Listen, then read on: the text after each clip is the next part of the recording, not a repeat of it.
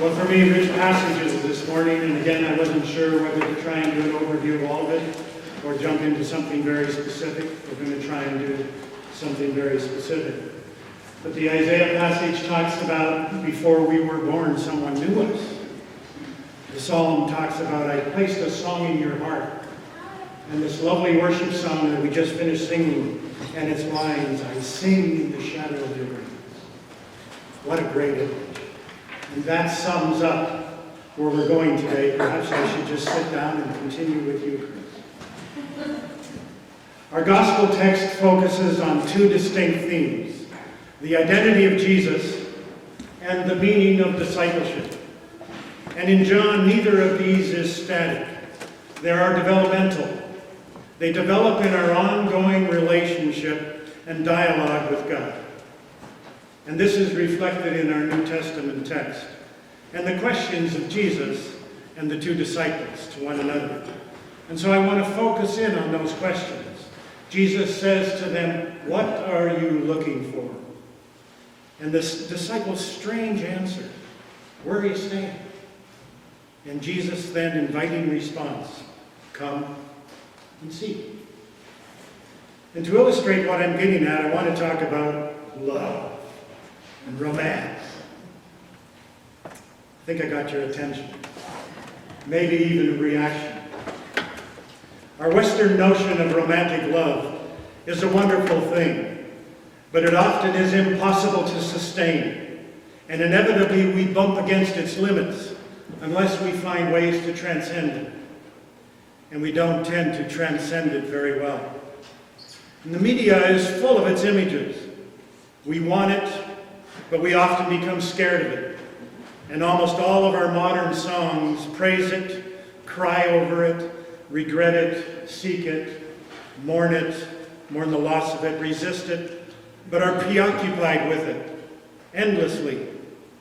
We hardly know what to sing about besides that. I see no songs about preparing meals, or watching soccer games, or helping with homework, or changing diapers, or taking out the garbage, or endless snow removal. The ordinary things of life that actually support a loving and functioning relationship with those we love and with our culture. Robert Johnson, in his book, I love the title of this book, Balancing Heaven and Earth, suggests that this romantic notion cannot be sustained. It is too objectified, he says. By that I mean it puts too much weight on the object or person we love. Why, he asks. We fall in love. We give our soul away. And it feels so good to give our soul away. And it feels so good to have someone give their soul to us. And we're walking on sunshine. And he suggests that this notion of love has a shelf life of about 6 months to a year and a half. And then he says we begin to realize that it's too much to be responsible for that other person's soul. And it's too much for them to be responsible for ours. And so we try and give them their soul back, or they try and give their soul back to us. And suddenly we experience that as a roadblock or a rejection. We don't always like the way others treat ourselves. And yet, there are times, admittedly, where the handling of one another's souls is inappropriate or difficult and the relationships end. Or the relationship becomes one of come here, get away, resistance, indifference, and ultimately rejection. We love the sunrise of romantic love. We don't know what to do about the sunset. And so we're tempted to look for another sunrise somewhere else. Or in frustration, we abandon the whole project and we settle for some self-protecting substitutes. Sex, fantasy, image fixation, addictive behaviors, preoccupying busyness. Not bad things in all cases, but often self-protective strategies. The point I'm making is that I think sometimes our sense of spirituality follows that same pattern. We give our hearts to Jesus. We have those mountaintop experiences of spirituality that just sweep us off our feet. We accept Jesus. We experience the Holy Spirit in overwhelming and sometimes unpredictable ways. And we have those experiences of seeing God everywhere and everything and in everything. And God seems to be getting bigger and bigger. And it feels so good. And we sing praise songs of adoration, seeking to sustain this romantic notion of God and me. Oh, how I love Jesus. Sometimes to convince ourselves, perhaps, and one another, that our idealized romantic notion of spirituality is still intact. Then something happens, and we experience an absence, or the quietness of God, or we feel guilty and judged by God. Or we judge others because their experience of God is different than ours. And we begin to notice that inviting Jesus into my heart doesn't always make everything sunshine. And we feel abandoned. Where are you? I thought you were here for me. And we're tempted to abandon the whole project. Or we just settle in and go through the motions. I will confess that sometimes I feel as if the over-the-top public worship can be an inappropriate display of spiritual affection. I love God. I long for intimacy with God.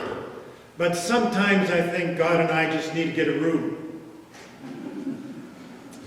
So what if we are invited to be the nurturers of our own souls? God places a divine spark, an image of God's self in each of us, but then invites our minds, our emotions, our wills, our egos, as faculties of free will, to interact with those souls, in service to those souls, to the part of us that is uniquely created in that divine image. In our text, Jesus asks the disciples as they walk towards him, "What do you want?" He doesn't just tell them what they need. And unsure, but knowing that they want something, they awkwardly say, "Where are you staying?" And Jesus simply says, "Come and see." I want to look at those two words because they're very unique in the Greek language and in this setting.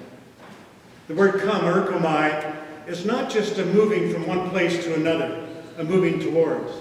It actually, in its Greek original language, means start out, set out, begin a movement towards, begin to check it out, begin this lifelong journey of coming and seeing. And the word see, arahu, there are at least 3 different words in Greek for see. There's one word that is just I see something. I see it with my eyes. I observe it in passing, like the advertising that flashes by you as you go down the highway. The second word for see in Greek has the idea of to see something and all of a sudden find yourself staring at it, gazing, and it attracts your attention. This is the word see that is used when Mary walks into the tomb and sees that the body is gone. What the? The third word to see means that you find yourself staring at it and suddenly you get a deeper perception of it. You're so attracted to it that you want to incorporate it into yourself. It's that divine sense of awe. And that's the word that's used here. Come and see. This was the beginning. No. Jesus is saying, check it out. This wasn't a miracle where the disciples suddenly were so overwhelmed by who Jesus was that they just followed him blindly. They were so intrigued by his language of invitation that they wanted to find out more. And this was the beginning of a lifelong journey, inherent in these questions. And relationally over time, Jesus repeatedly asks the questions in our current circumstance.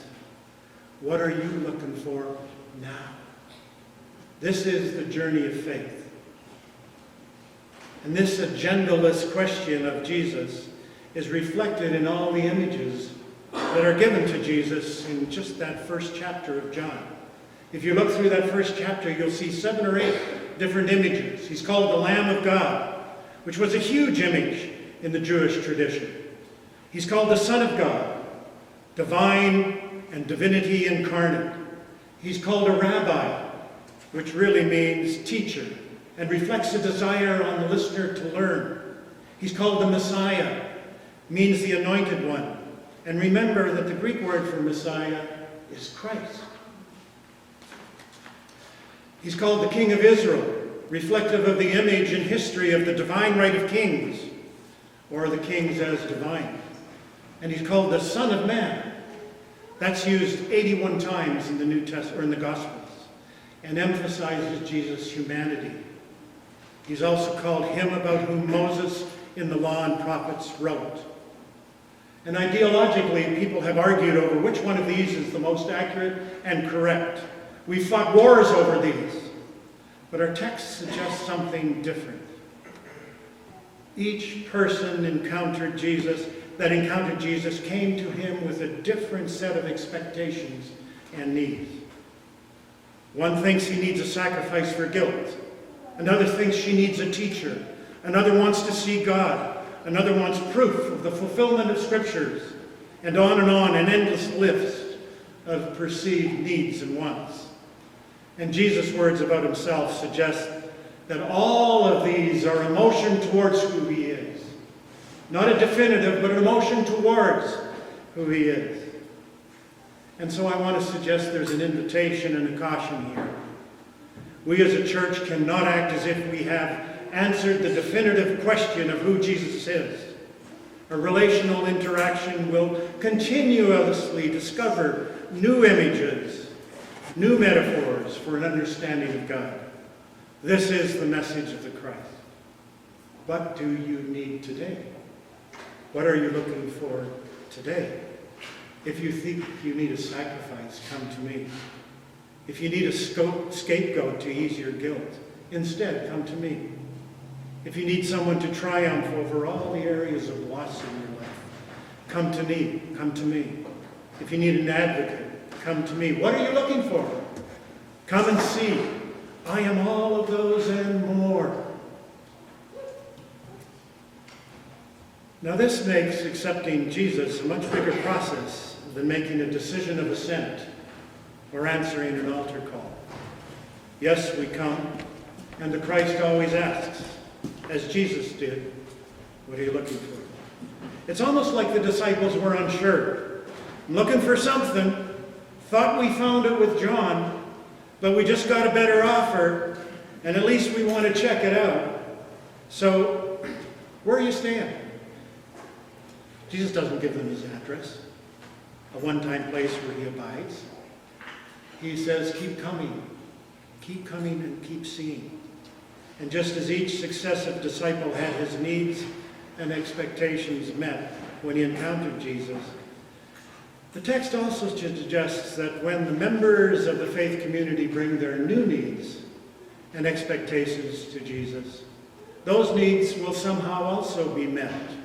Ask and it shall be given. Seek and you will find. And these stories remind us that discipleship is an active daily engagement with Jesus in an ongoing dialogue of being asked, what do you want?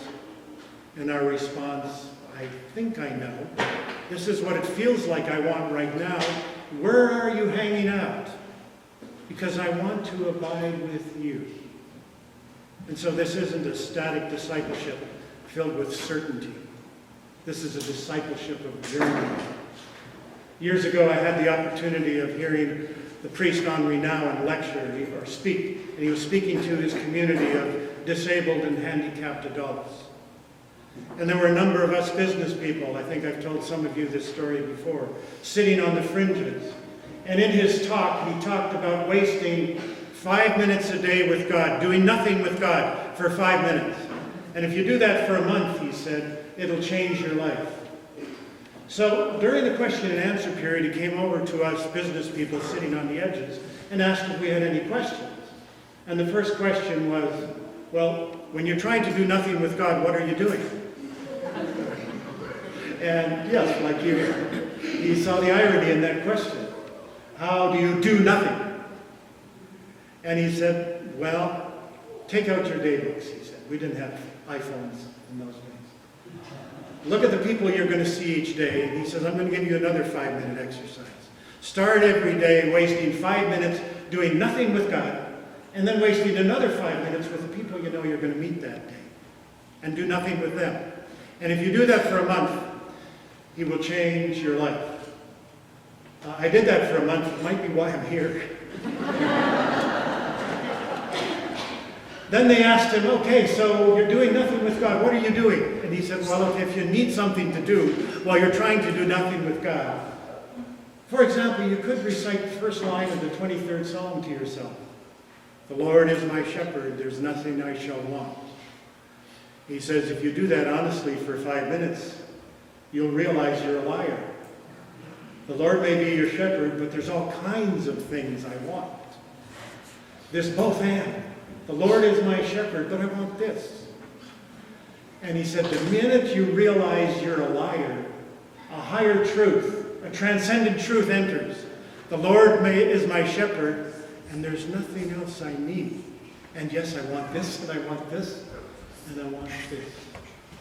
So every day Jesus comes in that moment of 5 minutes of silence and says, what do you want? And again I say, I'm not sure. Something. Where are you staying? And again Jesus says, come and see. Keep coming, and you will keep seeing. This is the daily journey of faith. One of my favorite albums of all time, which probably dates me, is U2's Joshua Tree album. And in there is a song, I still haven't found what I'm looking for. This, I think, song holds this tension, this balancing of heaven and earth. I've climbed the highest mountain. He describes all his experiences, searching for God. I've run through the fields only to be with you. I've run, I've crawled, I've scaled city walls only to be with you. But I still haven't found what I'm looking for. I've kissed honey lips. I've felt healing in her fingertips. It burned like a fire, this burning desire. I've spoken with the tongues of angels. I have held the hand of the devil, and it was warm in the night, but I was cold as stone. And I still haven't found what I'm looking for. I believe in the kingdom to come. Then all the colors will bleed into one. Bleed into one, but yes, I'm still running. You broke the bonds, you broke the chains. You carried the cross of my shame. And I believe it. But I still haven't found what I'm looking for. This song touches on a truth that is embedded in all of us. A deep sense of longing and desire for something that this present world or experience cannot fully satisfy. It's a song about doubt and faithfulness, that balancing of heaven and earth. It feels like I found enough to choose love, but when I suffer, I don't always understand. And my early answer to this question, what are you looking for, were exciting, even though they were often bordering on simple, narrow, and sometimes bad certainties. But eventually they felt incomplete, or occasionally too narrow, and I looked for more answers, other answers, and I found them. And again, they gave me a temporary reprieve from my uncertainty, and it felt like God was with me, but often only for a while. And eventually I got tired of this pattern of coming and seeing and changing my mind and seeing bigger things. But then again, something happened in my life, and I was asked again the question, what are you looking for? With me responding, where are you dwelling now? Where are you abiding now? And again the answer came, come and see. That's living the Christian life. God desires a unique relationship with each of us, with each of you. Why else would God create you in his own image, or with a spark of the divine in you? Not to make you sure of what you think is right, or have the correct ideas, individually or collectively, but just to love on us uniquely, continually asking, what are you looking for?